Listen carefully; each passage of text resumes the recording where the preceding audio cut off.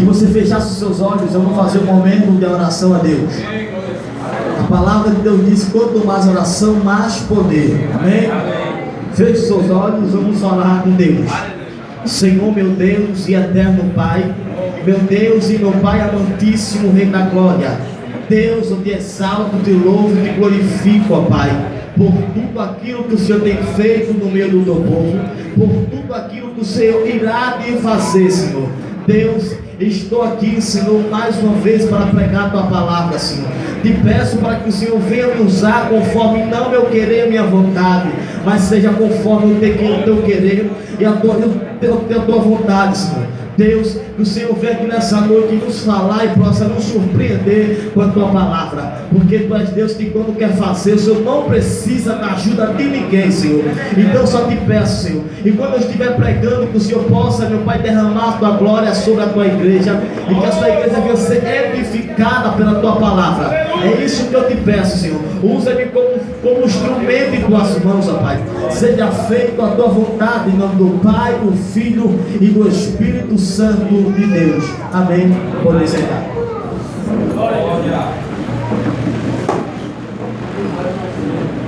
Deus é fiel, justo e verdadeiro. Glória a Deus. Aleluia. Glória a Deus. Graças a Deus. Irmãos, logo na virada, o pastor, ele me chamou e falou que ele está pregando no domingo, no segundo dia da campanha. Ele falou para mim que estaria pregando no primeiro dia, seria o missionário Marcos, e eu estaria pregando no segundo dia de campanha. Como todo pregador, sempre quando tem convites, eu gosto de buscar Deus, eu gosto de pagar preço para ver Deus me usar, para ver Deus operar no meio da igreja. O pastor até mesmo testemunha disso, que ele sabe que eu gosto, antes de pregar, de me consagrar minha vida a Deus, de jejuar, de pagar o preço, porque a bancada não vem nem para vocês que estão aí sentados, mas para quem está acima do púlpito pregando. Mas Deus é fiel, Deus é justo e Deus é verdadeiro. Então decidi passar o dia querendo meditar na palavra de Deus, e hoje eu acordei consagrando a minha vida a Deus, e como sempre quis buscar um tema, como sempre eu quis buscar uma introdução do texto. Eu queria pegar uma história, eu queria ver Deus tratar de uma maneira. Só que eu comecei a preparar a tarde todinha. Quando foi mais ou menos 2 horas da tarde, eu peguei e folhei a Bíblia novamente, tudo aquilo que eu tinha preparado, o esboço todinho que eu tinha preparado. Eu peguei e fui orar. Quando eu fui orar, Deus disse: não é desse jeito que eu quero. Você simplesmente vai falar e eu vou fazer a obra. Mas eu fiquei preocupado, disse: agora, estreito, preparei o esboço todinho, agora Deus não mandou eu falar tudo aquilo que eu tinha estudado para pregar nessa noite. Mas Deus voltou a falar comigo, disse: não é você que fala, mas eu que falo, por intermédio da sua boca. Então, irmão, tudo aquilo que eu irei falar não irá de mim, mas sim vem de Deus para a minha vida e para a tua vida. Talvez não seja a palavra que tanto você quer ouvir, mas eu sei que é a palavra que Deus tem para edificar a sua vida. Você pode dar glória a Deus? Graças a Deus. Meus amados, quando eu pego a Bíblia Sagrada, do texto que nós lemos, do Evangelho de Marcos, capítulo 25, do versículo de número 1 até o versículo de número 13, nós vemos Jesus contando uma história. Jesus está contando uma parábola para os seus discípulos. Jesus está continuando aquilo que ele começou a falar para os discípulos no capítulo de número 24. Mas o que é que Jesus está falando no capítulo de número 24? É que a Bíblia diz que quando Jesus começa a andar pelo templo, a Bíblia diz que os discípulos chegam até ele e diz: vamos, mestre, vamos passear por dentro do templo, vamos conhecer mais. Aí Jesus começa a falar algo que vai chamar a atenção dos discípulos. Jesus vai começar a contar uma uma simples frase que chamou a atenção dos discípulos. Os discípulos quis saber mais o que era. É que no capítulo 24, no livro do Evangelho de Mateus, Jesus ele vai começar a dizer que aquele tempo que estava não ia sobre a pedra, sobre pedra. E isso começaram a chamar a atenção dos discípulos.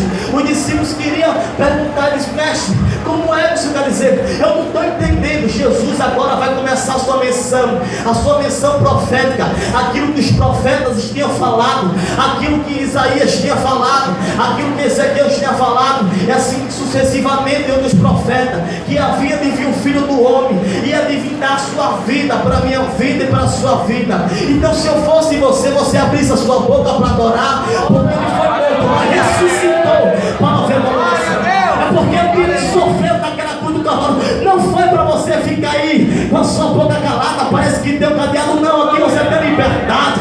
A palavra de Deus diz: aonde o Espírito Santo de Deus está, aí sim a liberdade. Você tem liberdade de adorar, você tem liberdade de glorificar. Abra sua boca santa, rapaz, começa a adorar.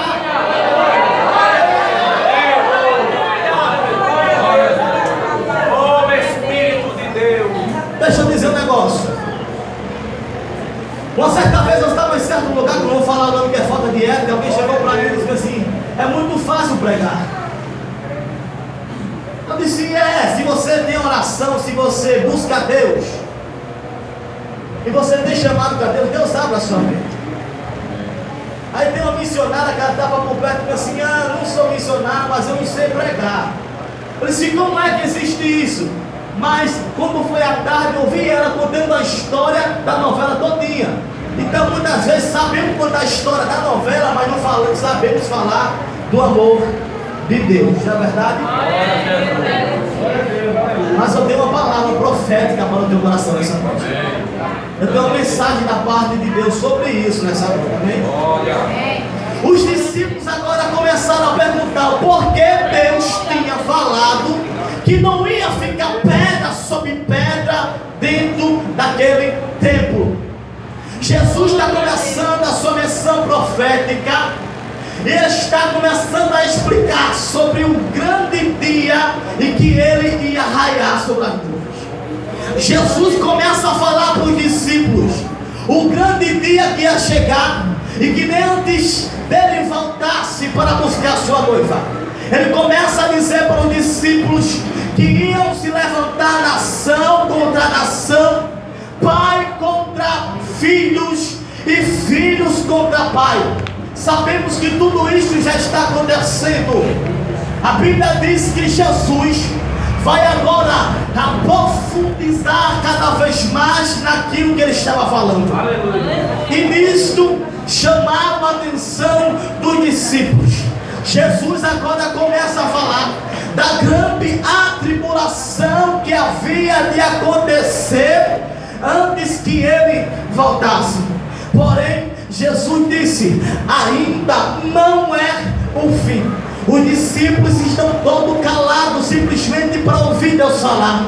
Porque quando Jesus estava calado, eles começavam a falar, eles começavam a adorar, mas eles sabiam que quando Deus começava a falar, eles tinham que ficar em silêncio para ouvir aquilo que Jesus tinha para dizer para eles. Você está entendendo?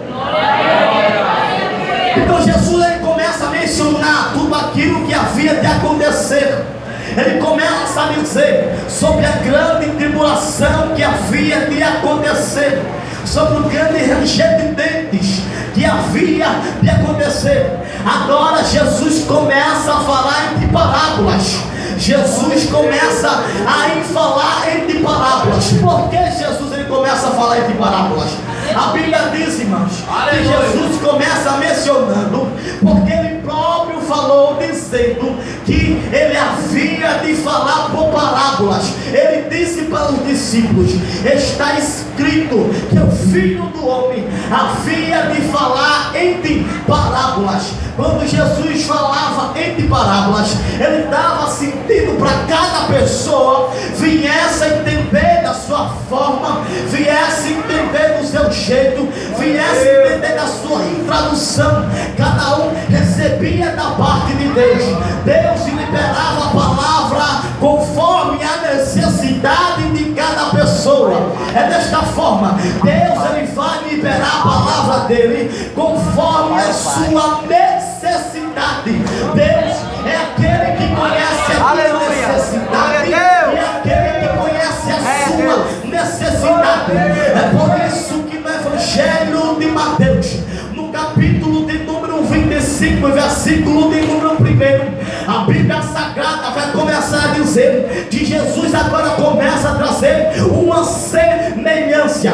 Se você for abrir a Bíblia Sagrada, você vai começar a descrever que Jesus contou 44 parábolas para os seus discípulos. E se você for observar mais, não foi simplesmente Jesus que contava a parábola. Você vai ver também que quando a Bíblia diz que Davi pecou, Deus levanta um profeta, e que esse profeta agora começa a pregar, a falar acerca da parábola. Ele começa a contar a história de um homem fazendeiro que tem gados, que tem uma estrutura bastante grande. Ele começa a falar de alguém que não só tinha simplesmente uma ovelha dentro do seu pasto. Ele vai começar a contar uma palavra, e essa palavra era que estava se comprando na vida de Davi. Ora, você já conhece essa história, você conhece que nessa parábola Deus vem trazer agora uma repreensão para Davi. A Bíblia Sagrada diz que Deus começa a repreender Davi por intermédio da palavra.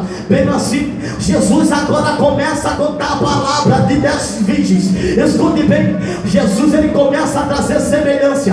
O reino dos céus será semelhante a 10 virgens. Se você gosta de ler Bíblia, você vai ver também que quando Jesus disse o reino dos céus será semelhante a vários outros temas ao qual ele pregou, eu não tenho tema suficiente para falar sobre essas 44 parábolas a qual Jesus falou, mas eu quero nessa noite chamar a tua atenção para o Evangelho de Mateus capítulo 25. É que Jesus agora começa a falar para os discípulos que o reino deles será semelhante a 10 virgens, e dentre dessas 10 virgens, a Bíblia diz que 5 eram insensatas, ou melhor dizer, 5 delas eram loucas e 5 delas eram prudentes. A Bíblia diz que as lâmpadas delas estavam acesas, e toda vez que ela ia buscar azeite, a história começa a nos trazer introdução, que começa a nos afirmar que as loucas não traziam azeite nas suas vasilhas,